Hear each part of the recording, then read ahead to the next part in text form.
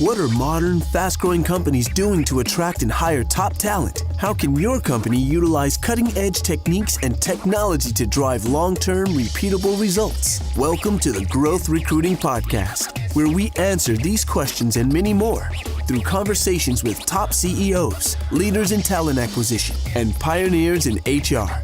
Here's your host, Josh Tolan.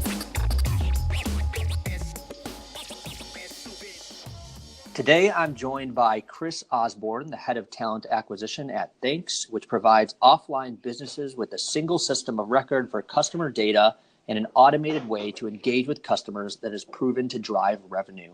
After spending 6 years in the United States military, Kris jumped into HR and talent acquisition and has been on a fast track ever since.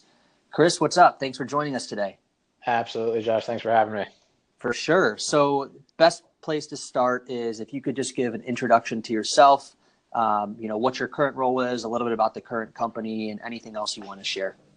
Yeah. I think I'll do a quick kind of minute and a half intro here. Sure. And I like to start from the beginning just to kind of take you through, my journey, which it has certainly been a journey. Starting really with the military. Joined the Marines early on in life. I was there for 6 years and at that point got my diploma at the same time. So came out of the military with, diploma in hand and said, hey, I want to be a tech recruiter. At which point I jumped into contingency staffing, starting with a boutique firm out of the Northeast. There found early success. So went from entry level to VP in less than 3 years. We opened up a New York City office, and then I was tapped to open up our San Francisco office. I decided that, that was a huge opportunity. So I came out to San Francisco, and that's really where I found startups, right? A lot of my early clients were startups, and I saw this crazy growth and this excitement and this energy. And then I asked myself, why am I on the outside looking in if I could be part of that? And that's really where, I caught the startup bug, so to say, and jumped into my first opportunity with Smart Recruiters. With them, came in as employee 60. I helped them scale to 175 globally, opening up 2 offices there. So we opened up Berlin and Spokane, Washington, to add to our San Francisco and Polish locations. And then I was honestly lucky enough to be recruited over to Thanx. And the things that really stood out for me here, above all else, was not just the leadership and how smart and intelligent and strategic they were, but really this people first mentality and this people first culture that they described to me. And it was one of those things where it wasn't just buzzwords, but you could see in the way that they spoke and the passion that they had for everyone and removing roadblocks that it was really true. Now I've been with Thanx since May of last year, when we were just 30 employees here in our San Francisco office. Now we're 70 between San Francisco and our new Denver location. And it's been a lot of fun. I honestly, a lot of people ask me, what would you change? And I can't think of one thing I would. And, we're doing the right things.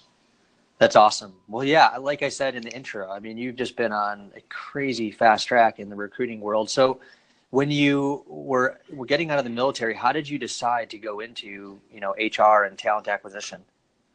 Yeah, it's a good question. I while in the military, I was actually exposed to HR at United Technologies.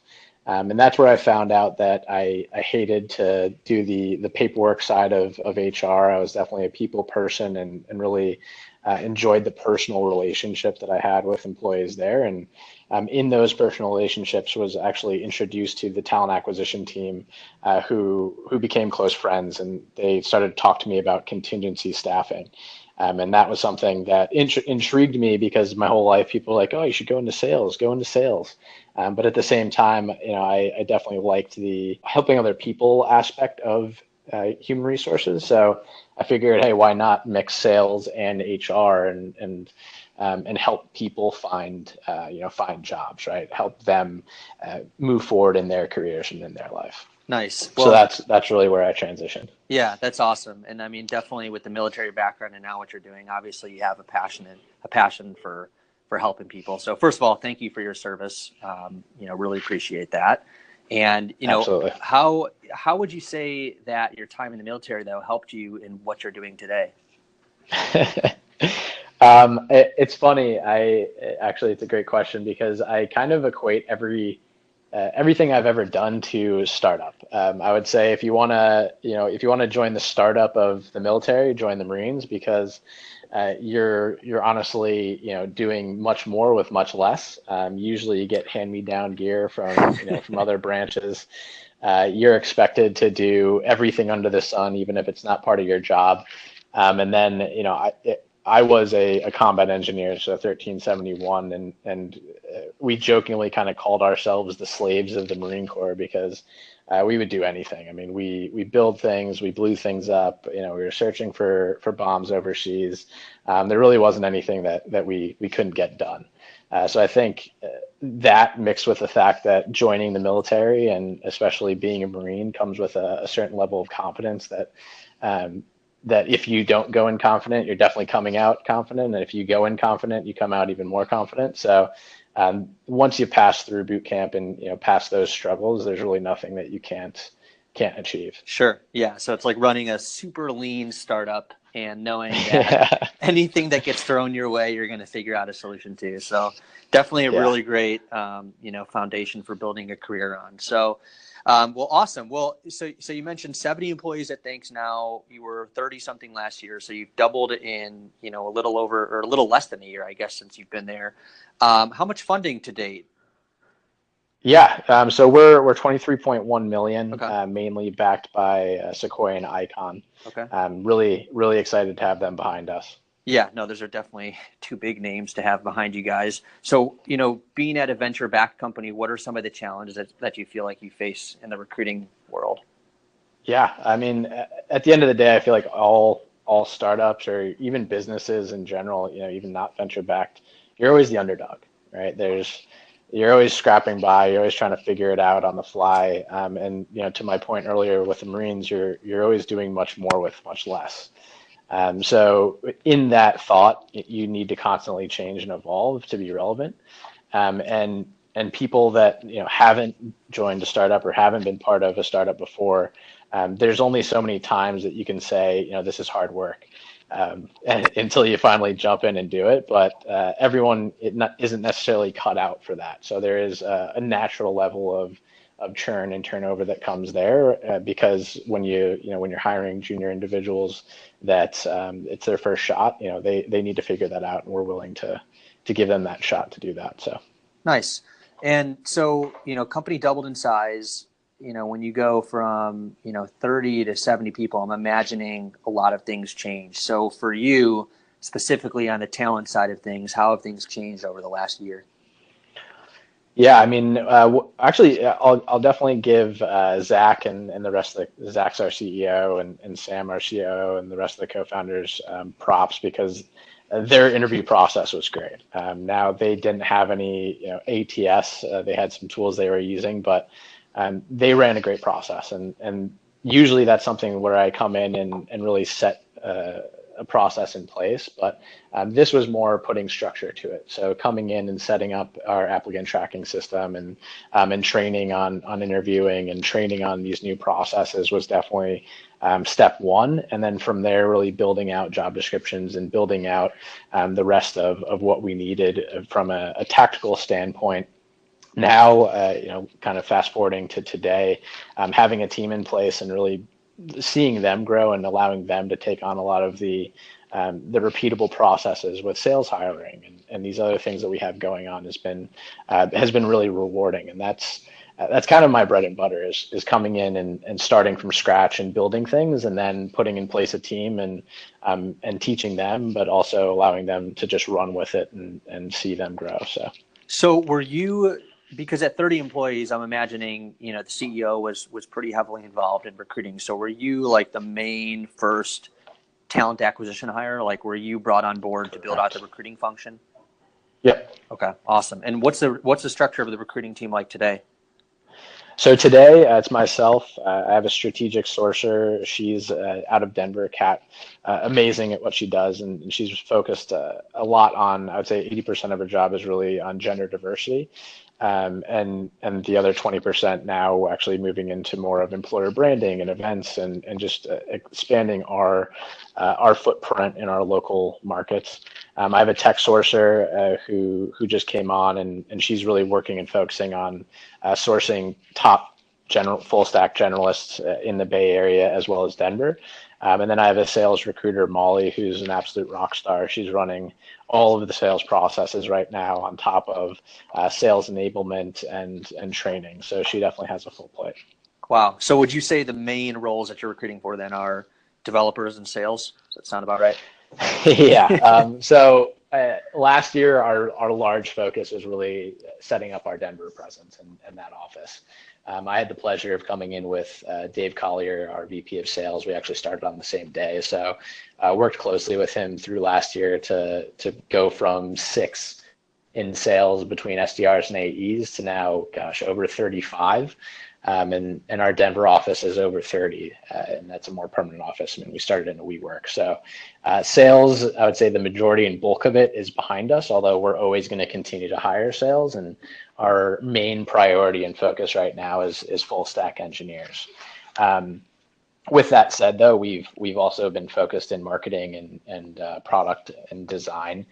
We just actually hired our head of demand and head of product marketing this month, and now we're looking for an event marketing associate. So it's honestly a little bit of everything all over the place, but main priority for me and my team right now is definitely full stack engineers.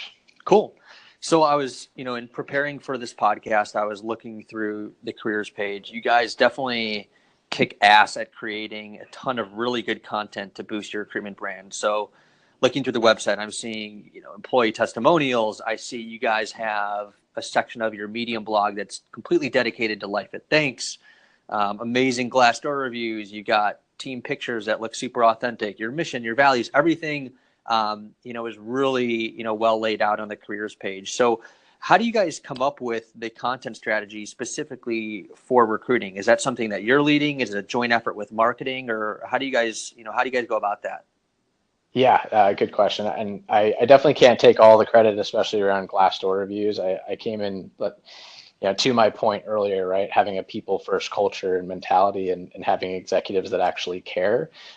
If you find a company that has that, join that company because it's reflected in everything that you do. And Glassdoor reviews is just one piece of that. But to kind of go back to your initial question and how you think through a strategy and really where you start, it's really about having a vision and values for your talent organization first and foremost. If you do that correctly, you're going to have kind of that platform or that foundation to really build off of.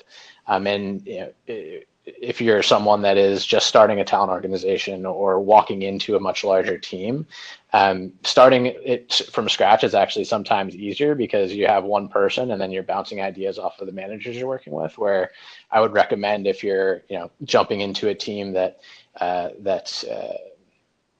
you're inheriting, right? You'd want to obviously use everyone and make that more of an exercise to figure out, hey, what is our vision, right? What does talent at this organization really stand for? What are our values that we should never break to be successful? From there, it's really about candidate self-selection.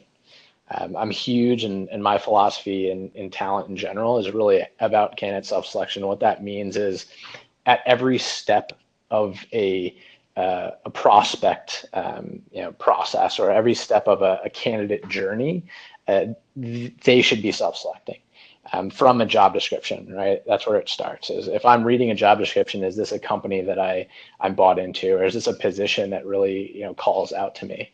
All the way through to that initial research, which to your point is the careers page, right? Employee testimonials, Glassdoor reviews, photos. You want to give someone the ability to do their own research and come up with that hypothesis on who they believe you are. And then it continues through the candidate process and the interview process through the conversations you have, right? That initial call, giving candidates the true view of the mission and the vision of the company.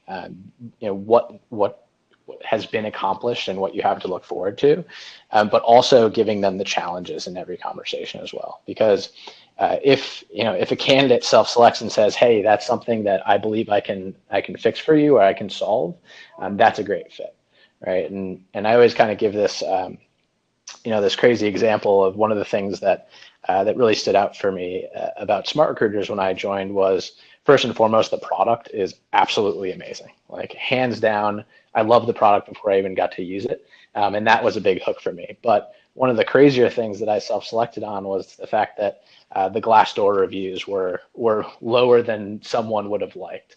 And me, being being confident in my ability to hire people, I thought that I could come in and change that. And sure enough, I did. But having, being honest with people is what I'm trying to get to, right? The good and the bad, the people that really want to be with your organization and work for you are going to respect both.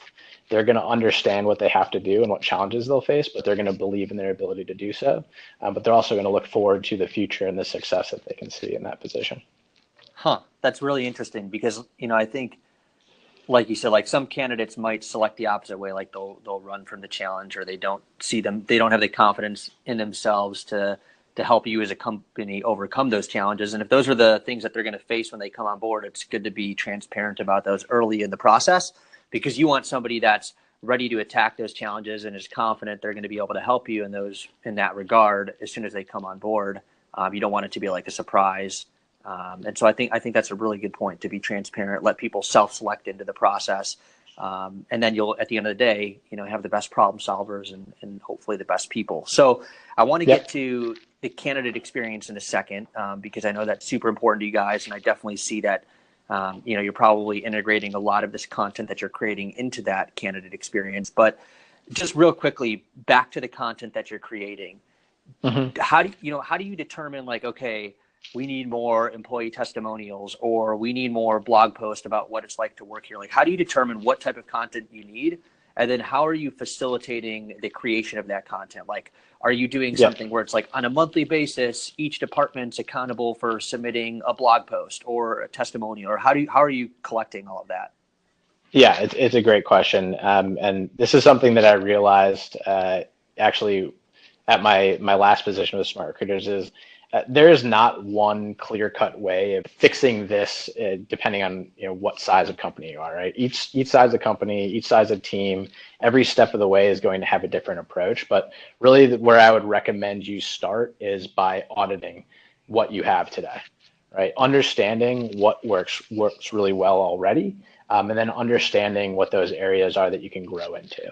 And once you kind of understand and map out, what works and what doesn't work and where you can grow moving forward, then don't try to do it all on your own, right? If you're a head of talent and you don't have a team, there's only so much that you can do. You have to leverage the internal employees that you have, right? You have to leverage the passion that people have for the company. And to be honest, when I first got here, doing employee blogs, right, employee testimonials was not something that was top of mind for me because the processes needed to be set up.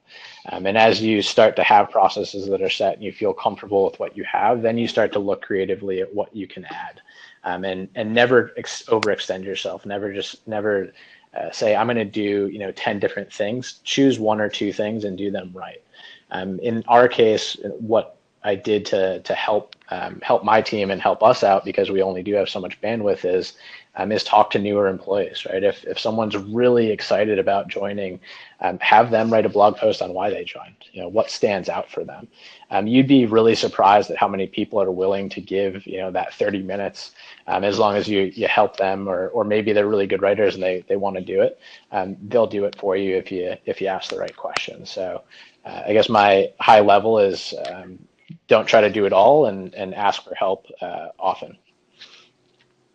Yeah, and I think you bring up a couple of good points there. I think, like you said, you can't do everything at once. It's no different than right now when you were talking about different members of the team. Like, you have somebody that's now really focused on gender diversity, and you're trying to put more efforts on employer branding. So, like, there's only so many things you can do with a certain size team. So, it's important to pick a few things, get really good at them, systemize them, and then move on to other areas. And then, putting my marketing hat on as I think about like the content that you guys are creating, it's no different than, you think about the candidate experience. Well, it's kind of similar to a buyer's journey. Oh, yeah. Talking about customer acquisition. Yeah. So, doing an audit of the content that you have mapped to different parts of the buyer's journey, which is the candidate experience, figuring out where the gaps are, and then figuring out how you're going to fill those gaps with content. So, yeah.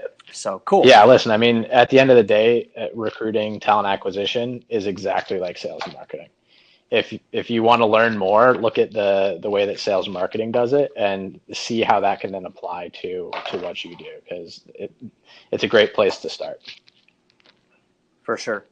And then it all comes down to systems, like you said. Like there's no magic bullet. It's about putting multiple systems in place that are all running very well at the same time, and that's how you truly build a really solid recruiting engine. So good transition. Talk about the buyer's journey, candidate experience. So I'm imagining you're weaving a lot of this content you're creating into the candidate experience. Like for us here at SparkHire, when I'm recruiting candidates, I'm trying to send them, pictures from our Instagram, or I'm trying to send them articles that feature us on Built in Chicago, like anything that can kind of give them like an inside, authentic look at our company. We're trying to integrate those into all of our touch points with our candidates. So I'm assuming you guys are doing something similar. Oh yeah, absolutely. It starts, I mean, it depends on where your journey starts as a candidate, right? If you're extremely passive and we're reaching out to you, and you're happy with where you work, you're getting a lot of content there. Links that go to our Glassdoor, Darren's blog, Darren's our technical co-founder, his blog post, our CEO's podcast.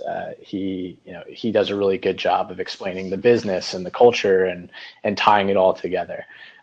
If you apply directly, right, you're getting actually those links as well. You're getting Darren's blog post, the CEO podcast, because those things really give you the story in two different ways. One, straight from the horse's mouth, straight from Zach, who's our CEO, and then two, the technical side of it, and really how much hard work has gone into the company and where we've been today from zero to essentially where we are. Sure. And like you said, it's a really good way to get people to self-select into your process, right? Yeah. Because if you're feeding them authentic content from the company, you want people that are going to engage with that content. You want them to be able to get behind it and feel like, hey, this is, a place that I can really see myself at. Like I align with a lot of the stuff they're talking about. I'm passionate about the product. I'm passionate about a lot of things they're doing. So it's a really good way to uncover who your, most engaged and top candidates are. So that is actually the best point. There is a reason, right? You want to have the candidate self-select through all this content, but the candidates that are most bought in, the candidates that want to be there, are going to be able to tell you more than you remembered from all the content that you've sent them. It actually becomes a great recruiting tool, because if I get on the phone with you and I'm like, hey, how much do you know about us already, right? What really intrigued you about what you've seen? And you say, a sentence, that tells me something about how much you actually care about this position and Thanx. For sure. Yeah. I mean, literally just in our recruiting process the other day, I was watching, we had a candidate complete a video interview for us. And one of the first questions we ask is, what intrigues you about this position and the company? And one of the things that she was saying was how she read this article about us in which, another person on the team was interviewed and was talking about his job, and she's interviewing for that same type of position, and she could really relate. And it was just really good to see somebody that really did so much research and was so engaged with a lot of our content. And I feel like, that really reflects, very well on a candidate who is that engaged. Yep. So you guys are doing a great job. You're coming up with a lot of really good content. You're branding yourselves amazingly. But one of the things, and we talked before the podcast in our previous communication, you mentioned that you're actually leveraging your candidates' experiences with you as a mechanism for boosting your recruitment brand. So can you explain that a little bit? Yeah, absolutely. I think the best example to help describe what this means is our push into Denver and really, creating that office. We started with, 2 employees out of a WeWork. So literally our VP of sales, Dave Collier, and someone that he'd worked with previously. And that was it, right? That's what we started with. And what we did a really good job of is making sure that every single person that we talked to, right? Every single person that we reached out via email or spoke on the phone with or brought through our recruitment process had that white glove approach. Because if you think of going back to sales and marketing, right, and you think of your candidates like customers, right? If you have a raving fan of a customer, they're going to recommend, maybe one or two people or five at the tops, right, to come to your business. If you have a customer that is absolutely angry at you and had a horrible experience, they're going to tell like 10 to 20 people. So every single interaction you have, you want to make sure you treat that candidate like gold, so that when they go and talk to their friends, or they know of a friend that's looking for a position, or they talk to someone at the bar, right, they're going to remember what a great experience you had and tell them about Thanx and say, hey, even though, I wasn't chosen for this position, I had an amazing experience. And from what I've heard, this sounds like a great company. You should go check them out. And a lot of our hires in Denver came from not just employee referrals once we actually started to build out that office, but candidate referrals on people that weren't right for the position because they had that great experience and they believed in what we were trying to build. That's awesome. So can you explain, like, what does a white glove approach look like? Like, what are some of the things you're doing? Absolutely. So open and honest communication first and foremost at every step of the way. Getting back to candidates within a week. So for me personally, I actually have 2 to 3 hours blocked on Fridays to go through our whole entire system to make sure that every single candidate is updated, or we at least know what next steps are or next steps are scheduled. Because if you think about it, right, how many times have you been in an interview process and you wanted to hear back, before you went into the weekend? And your whole weekend, you're like, oh man, are they going to get back to me? I don't know. Your friends are asking. It's just common courtesy to let people, understand where they are in that process and keep them updated. That's really where it starts. And then from there, giving them the open and honest view of, hey, this is what you're going to get into. And, if they don't work out, helping them understand a little bit about, these are the things that we look for. And unfortunately, you're missing these things. And then taking that a step further and actually, recommending those weaknesses. And, next time you go through this process, you might want to look at X, Y, and Z. Now, if you're a larger corporation and because of HR, there are certain things you can and can't share. So definitely, talk to your people organization before giving direct feedback to candidates. But the point is, you just want to be human, right? You want to relate and have empathy for that person and try to help them as much as you can, even if they aren't the right fit for your organization. For sure. I love that you're carving time out of the schedule as well to make sure that you're getting back to people. I talked to somebody a while back for another piece of content we put out. We have a video series as well. And one of the people that came onto that, she was saying in their process, they have something called Turn Down Tuesdays and Follow Up Fridays. Nice. So they have like dedicated days to like, okay, Tuesday's our rejection day, but we at least make sure we get back to every single candidate. And Fridays, are a day to follow up, on whatever we got to follow up on. So I love that you have that systemized there. I think ultimately that's setting a really good example, because as you grow the team and you bring more people onto the talent team, you're probably not going to be able to be as involved in, every aspect of the candidate experience. So, systemizing that stuff early on really sets a good example and a good precedence for new people you bring on. Yeah. So that's awesome. So, what are some of the things do you feel like, since you started, that you've implemented that have really just taken your candidate experience to a whole new level? Like, obviously open and honest and transparent communication is key, but is there anything else like specific that you guys have done that you really feel like helped you turn a corner and kind of took the candidate experience up a notch? Yeah. I mean, I'm very data driven, right? You can't just fly by the seat of your pants all the time. I mean, we do a lot of the times, but you have to take a data-driven approach to everything that you do. And there's a few ways that we kind of measure that candidate experience and get feedback. One is a recruitment survey. So anyone that speaks to our hiring managers or a recruiter, if you have a conversation with someone about a job on the phone with anyone here at Thanx or in person, you will get an automatically generated survey. Right. And now that's something that is, not widely engaged with, but the point is you're getting a data point within the actual recruitment process, even if they don't get hired. So is that like an NPS score or something like that, like a 1 to 10 type of score? It's actually it's a bit more involved than that. So it has an NPS component, but it also asks specific questions on timeliness.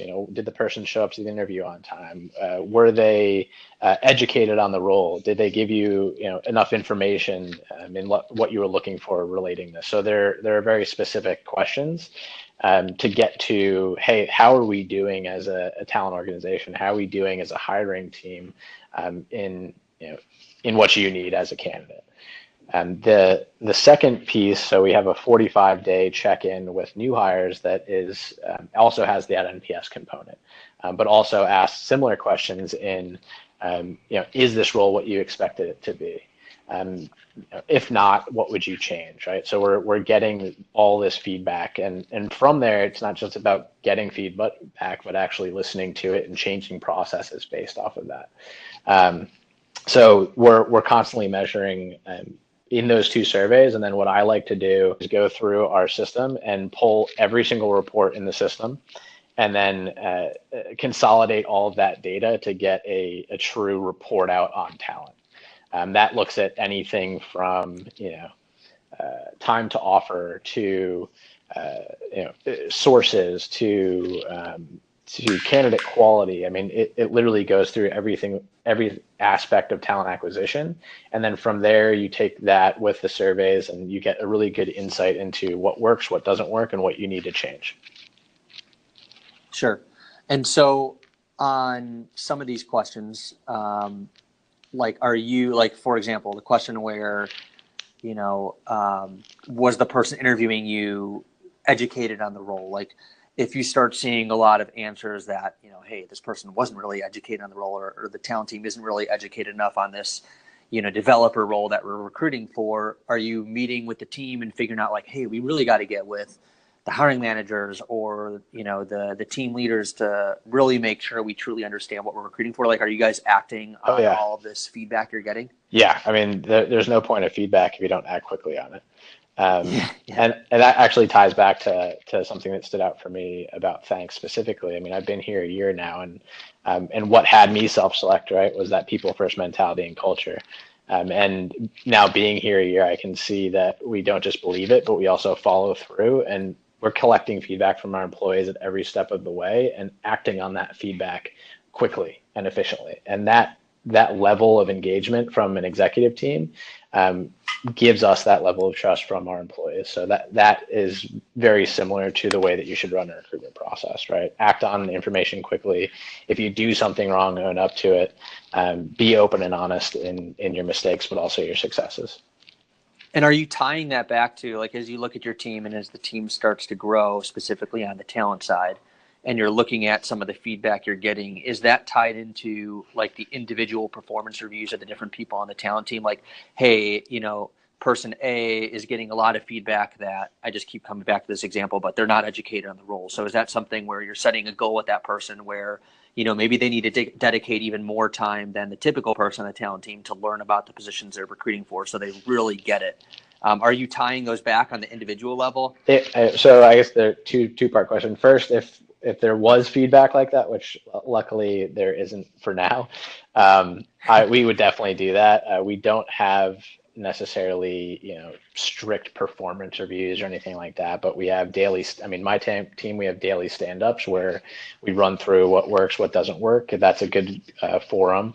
If, we need to talk, we're literally changing it day to day. We have weekly one-on-ones where, again, it's a good forum to deep dive on some of those bigger things. And then we do a more lightweight kind of check-in 360 review process that again will kind of bubble up some of the things that need to work on. However, I think kind of taking a step back, one thing that we didn't really cover, and one thing that you need to do to be successful in creating a good candidate experience and just a good talent acquisition org, is train. right? Everyone is trained. If you're a hiring manager, you're Mm-hmm. trained. If you're an interviewer, you're trained and certified. We're not just throwing you into an interview. I spend meaningful time with new interviewers and sit in on their interviews to make sure that, we're saying the right things, that we're communicating the right way, that we're giving candidates what they need. So it's not something that you can just, throw together and expect to work. Sure. And that makes sense. I mean, like, you wouldn't throw a new sales hire on the phone with no training and without somebody shadowing their calls and giving them feedback. Right. But I think a lot of times in recruitment, it's like taken for granted that, hey, yeah, well, we recruited this person from another company and they were already in talent acquisition. So they should just know how to interview well when we get them on the phones. Like, hopefully, yeah, you vetted that throughout the hiring process and you're bringing somebody on board that's good at their job. But there's a lot of like intricacies that are specific to your company that you want to make sure that they're properly messaging and they're following the systems and processes that you've outlined for the team. Yeah. So I think that's a really good point. So what are some things that you feel like, when you talk to other people in the space that people are overlooking in the candidate experience? Yeah, that's a good question. Out of the conversations that I've had, I historically, I think talent acquisition and recruiting it's changing now where it's actually coming to the front of the conversation and seen as a competitive advantage. But historically, we're usually given less resources, right? We're expected to do much more with much less. And when you're buried and you have too many things going on, it's really hard to kind of focus on everything that we've been talking about. So if I had to just pick one thing, I would say it's every conversation matters. Right. Even if you have that horrible interview that the person's not the right fit, like, try to find some positive in that, right? Give them a piece of advice or come out of that positively, as opposed to letting that affect you and throwing you off your game. Every person you talk to, going back to kind of what we discussed in the white glove approach and making sure that, candidates are your advocates, is a potential customer, a future employee, or can recommend you a future employee. So treat them like gold. And then the last piece is just open, honest, and timely communication is key. I don't care, how long it takes, but make sure you have it on your calendar. Get back to candidates, give them the true view of what they're going to get into, because the worst thing that you could do is oversell a job. Someone gets there and they want to leave a month, 3 months, 6 months later. And that's a huge cost to the company that you don't want to have. I think those are some awesome points. I'm writing that down right now. I think the reason, at least to me, that those are so awesome is because, like, I always like the mantra of, like, dominate what you can control. Yeah. So like you said, it's very hard. Like, you might feel so overwhelmed with so many things going on. You can't get to everything. There's a lot of things you want to do and you should be doing, but you just don't have the time or resources to get to. But the things that you can control are, like you said, like, every conversation matters. Make sure you're totally invested. Make sure you're totally engaged, and doing all the right things there. And then also transparency. Like, you can totally control that. Setting expectations and making sure that somebody's set up for success by knowing everything that's, that goes into a role, or everything that, about the company that you want to make sure the candidate knows about. Those are things you can control. So dominate those things and make sure that you do them really well, right? Because there's no excuse for not. So absolutely, that's awesome. Well, that's a really good point, and I think that's a really good transition to the last section. What is your favorite thing about recruiting? Honestly, building companies with people. You can't have a successful company without top talent. And I love finding top talent and building out companies as fast as possible. Nice. What about working? So, now you've been at a couple of startups. So what's your favorite part of working at a startup? You're never bored. I can't tell you the last time that I didn't want to get out of bed and be at work. But the reason being, you honestly have an ability to make an impact every minute of every day. If my team and I don't do a good job, the business will fail to scale, and then we'll fail. So there's a huge amount of responsibility, but it's extremely rewarding when you get it right. For sure. Probably brings you back to the military days too, where everybody's got a job. Right. And yeah, exactly. Cool.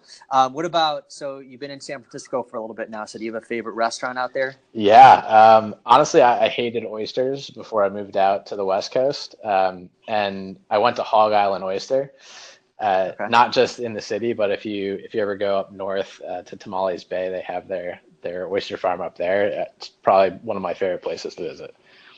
Nice, nice. So one of the things I was reading on your website is that in your all hands meetings at the company, you guys make sure you say thanks to other people at the company, which makes sense because it's in your company name. So what is the favorite way that you have seen somebody thank somebody else at a thanks all hands meeting? That's a lot of thankses. I know, exactly. We're tongue twister. Yeah, we're also puntastic over here, so we do sign off with thanks in our emails. I love it. We had a previous thankser, Ben. He actually needed to go back to Canada, but he had literally the most elaborate and well thought out thankses I've come across, and since I've been here for a year. Every time he would thank someone, it was a story. He would have you laughing, but through his examples and the way that he articulated, what the person had done for them, even if it was jokingly, right? You could see that deep level of respect that he had for all of his peers and coworkers. But talking actually through this gave me a reminder of my favorite thankses that we did here. We had a bring your parent to work day. So at the end of the day, we talked about our values and what we call core behaviors. And then every thankster that had a parent here got up and gave their parents thanks. So it was really rewarding, and we had parents crying, and it was a really great thing to see. Wow. Yeah, that's really special. That's awesome. Yeah.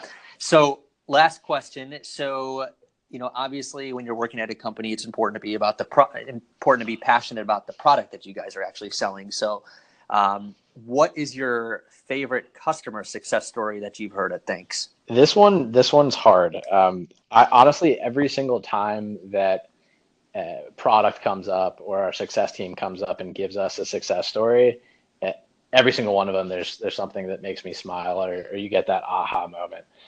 Because it is insane how much revenue Thanx can drive for these offline businesses.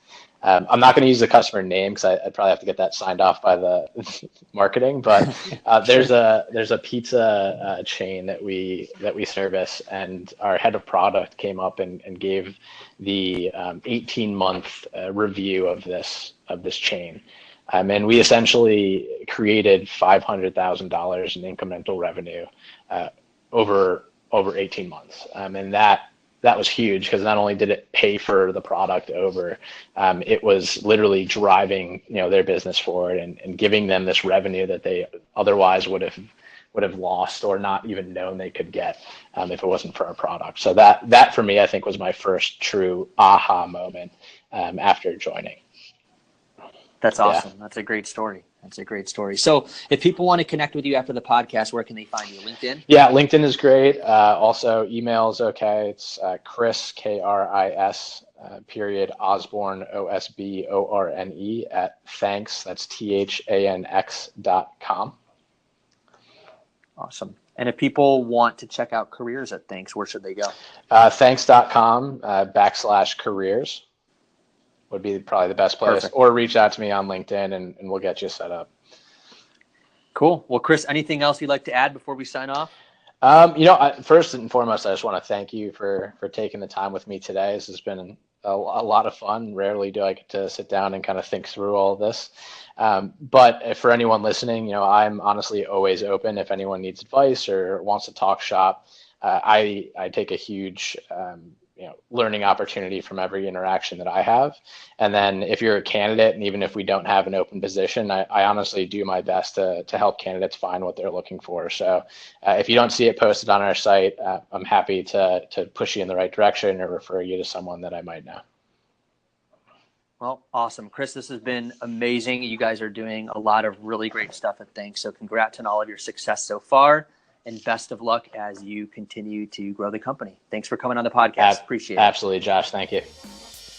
We hope you found this episode impactful and would like to invite you to discover even more resources on our website at sparkhire.com/resources.